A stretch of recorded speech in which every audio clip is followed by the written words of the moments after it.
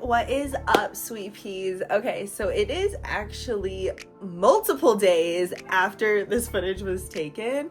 So I was editing the footage, getting ready to post it, and then like as I'm rewatching the footage and I'm adding the clips and everything, literally I realized, oh, you can't see my head. Like my whole head is cut off from what I'm talking about.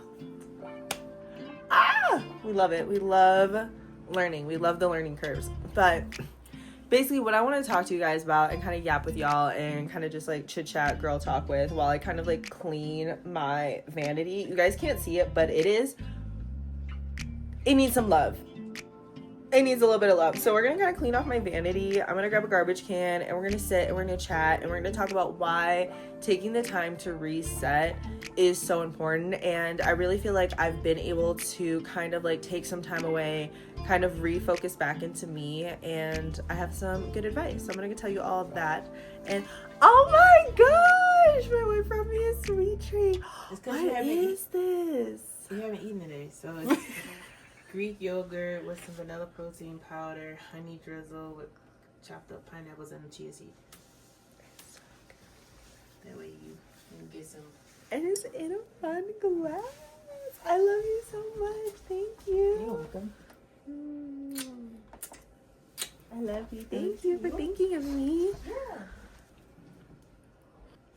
Okay, resetting. Why is it important? Why do we need to take time for ourselves? Why is it something that I decided to do right now? So, I have been struggling with my purpose and kind of giving away my time to people that, not just people, but people, places, things that aren't serving me. And I really have been just living in my bad habits and being okay with my bad habits, and also just kind of realizing like, hey, some of the habits that I have that I don't think are bad, that I don't think are harming me, quote unquote, really truly are. And obviously, like, I would not be where, like, yes, I have reached a lot of my goals and I've reached a lot of places where I never thought I would be in this life, and that's amazing. But the thing is, like, I want to push myself so much harder, and there's still goals that I want to accomplish, and there's still things where I want to do and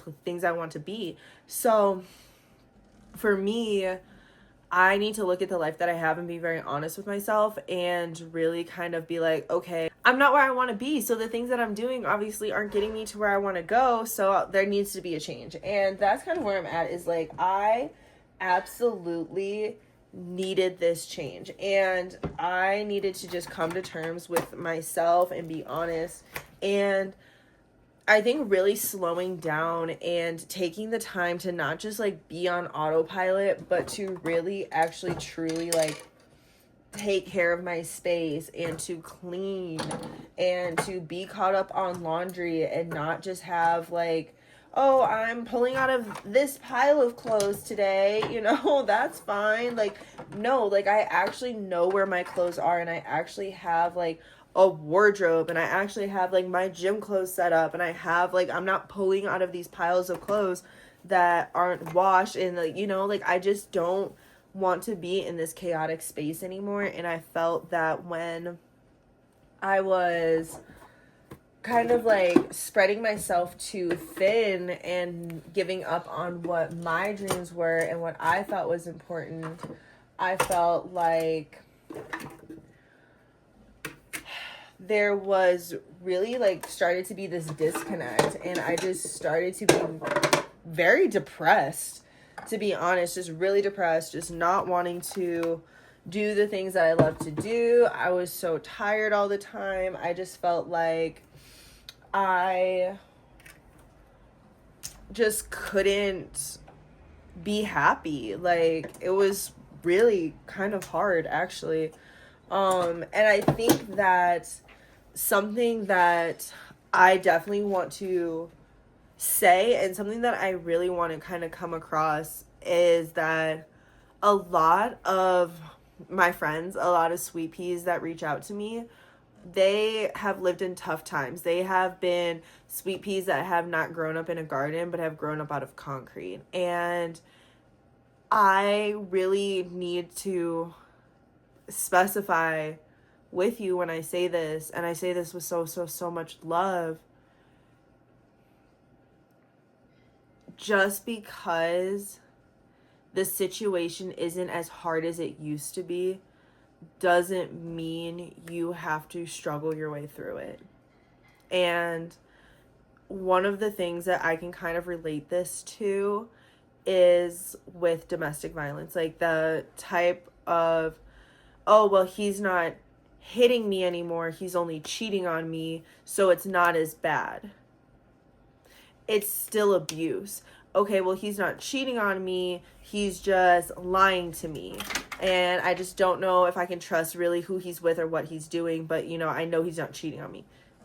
Like, there's situations that aren't just, you know, like, relational like that. Like, there are situations where it could be a work environment that you know you shouldn't be in. That, yeah, it's not as toxic as my last work environment. You know, they're not talking behind my back, or they're not doing, you know, X, Y, or Z or whatever, but they are doing this, this, and this. And I feel this way when I leave. And I don't appreciate the way that I feel overlooked in the workplace. Like, there are certain things that, like, just because it wasn't as bad as one situation doesn't mean you still have to deal with that or put up with that. So that's something that I really kind of realized during this, like, time away. And I wish I would have taken time away sooner. I'm gonna be so honest, because, like, I wasn't able to see all of this up close. Like, I needed to step away, get some leverage, like, not just leverage, but some clarity of what was kind of going on and what I really wanted from this situation. So that is one thing that I'm so happy that I can say now and really give you guys the true honesty, is that no, I feel a lot better. I feel like I got a lot of clarity during this time. I had a surge, guys, a surge of creativity at the end of my menstrual cycle, my last menstrual cycle. I had a surge of just creative energy that I was so happy about. I created so much, and I really feel like I wouldn't have been able to be in that situation if I had stayed where I was at. I really felt that I needed to expand my growth. I needed to do things differently. So I'm very happy with where things are going. I definitely do need to work on a couple things. One thing that I've really realized in this, I don't want to say isolation time, but just like this kind of time that I'm having right now, is not everybody is going to be your friend. I think that's one big thing. And I kind of learned that, but I'm kind of relearning that. And not in the same way that I learned it last time, but I'm learning it differently in the way of what a friend really is to me, and what my expectations are for a friend, what my morals are for a friend. And like I said, I've done this before, but really kind of soaking in,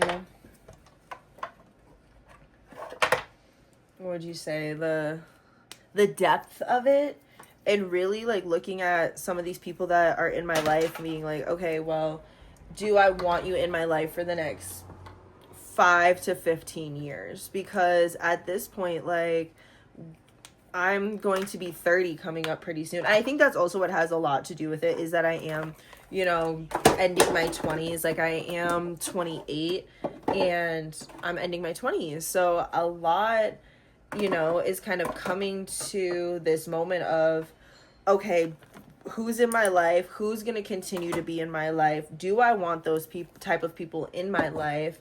Do I want to continue to, you know, sway on my boundaries? Do I want to continue to put up with being around certain people or certain energies, just to save face, or just because it looks better, or just because we're in a situation where there really isn't a quote unquote exit plan or anything like that, you know? Like, no, I don't want to be in those situations anymore. I don't want to be in those rooms anymore. I don't want to have to feel uncomfortable being myself or anything like that. So I've really had to look at some things and make some changes. And I'm very happy that God has allowed me to be able to do that in such a time as this. But yes, that is basically it. So I don't think we're going anywhere anytime soon. Like, I don't have any shows where I need to like have my makeup ready. So I'm just emptying out my makeup box. I got this from Amazon. I think I have a link still, Ooh, it's been a while. I need to get all my stuff updated. Like, truly, truly. Like, I need to get on my grind. And I'm hopeful that I'll be able to have a laptop pretty soon. So that will help so much. But I think the biggest thing that I've really learned, besides those two other things too, is I need to put me first. And I mean, really actually putting me first. Not this halving, oh, well, I can put myself first some of the time, but no, like putting my dreams, like my career first, instead of like always being the person, like I can always support other people. And I think there was a part of me that felt that if I cheered too loud for myself, that it would seem like I wasn't cheering for other people. And I think right now I need to really take my power back with that and cheer for myself just as loud as I'm cheering for other people. And I think learning that has been such like the biggest mindset shift lately. And anybody who thinks you're cheering too loud probably isn't cheering for you, because if you're cheering just as loud for me as I'm cheering for you and vice versa, then nobody should, like, we shouldn't be able to hear that nobody's cheering. Like, you know what I mean? Like, I shouldn't be able to hear that you're cheering so loud if I'm cheering so loud. And then we should all just be cheering together. But that is kind of like how I feel about this reset. I'm very excited because I finally feel like I have my life together. I finally feel like the resets have done what they are supposed to do. So that is great. And yeah, so I'm just really excited to kind of like take this next step with you guys. Digital products are coming soon, so please stay tuned to that. I'm updating my podcast. If you've been with me for so long, you know that I've had so many podcasts. Like, I have had Biracially Unfiltered, which was a spiritual baddie podcast. I had Tea and Testimony, which is a Kingdom to Culture podcast. And currently I am working on a third podcast. But if you know anything about the Trinity and about God and about the Bible and being a believer and follower of Jesus Christ, you know that 3 is a holy number. And I am telling you guys, God is putting so much work into this project that I finally know what it means when people say put God into your work, put God into your work. And it's different than having all your work be about God, because one thing that I really found out was when I was doing Tea and Testimony, like at a point it like there was like, yes, there's gonna be backlash. It's not always gonna be easy. Like there are gonna be tests and temptation and things like that. But there was a point where it was like, dang, like I'm not even happy doing this anymore. And it just didn't feel called to at that point. And I was like, why is this so hard? Why is it not like making sense anymore? Like I'm talking about the word, like I'm sharing the gospel. And it was because my heart wasn't in it. Like God knew like my heart posture. Like he was like, no, you love to talk about me. You love to do this, but you're not, I didn't call you to be a preacher. I didn't call you to be that type of content creator. And I like got really depressed with that. And I was just like, dang, like, well, what do I do with this, God? Like, what do I do? And he was like, I already gave you the answer. And I was like, what do you mean? What do you mean? So I had to really go back in myself and be like, what do I even like to do? And I love yapping. I love talking. I love talking to people. I love people growing. I love to watch other people grow. I love to watch my own growth, my own development.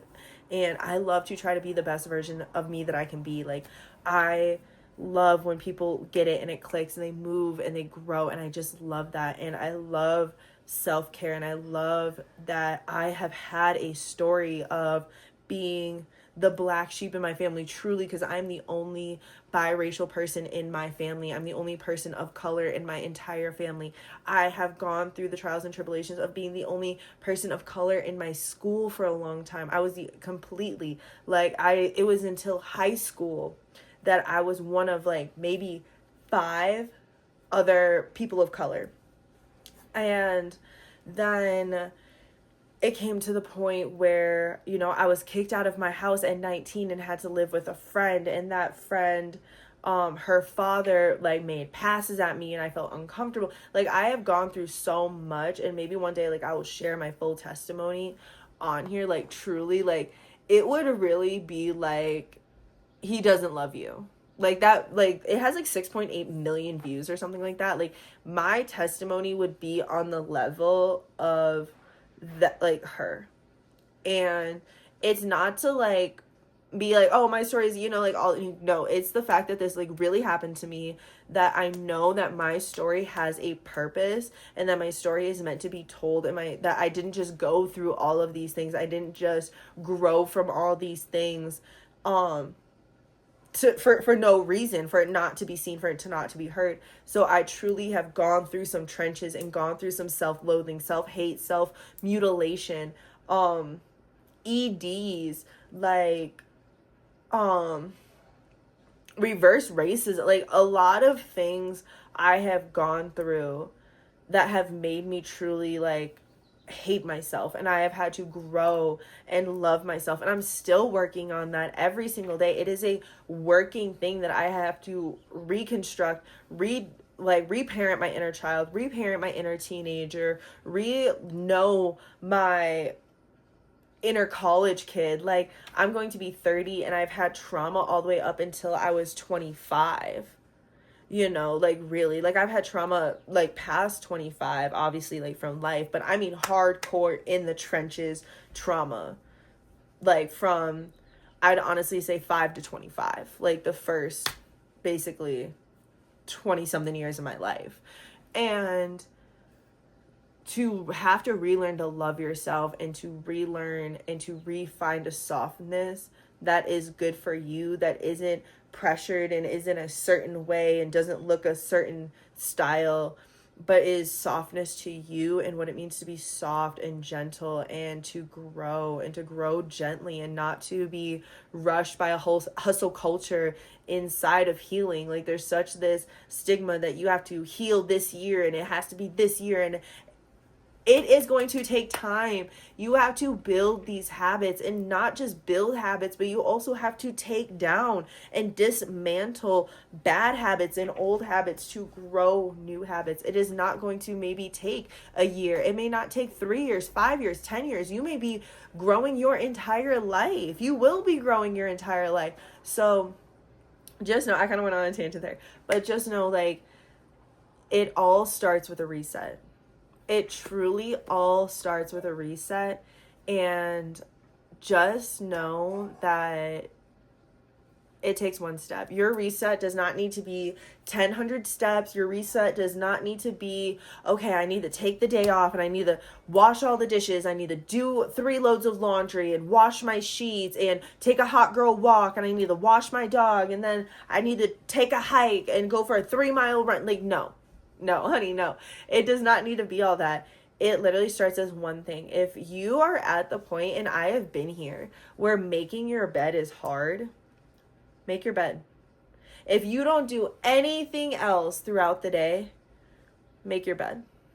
If you do not drink water, if you are constantly drinking soda or juice or alcohol or coffee or energy drinks, whatever it may be, if you are constantly drinking that, switch one out for water.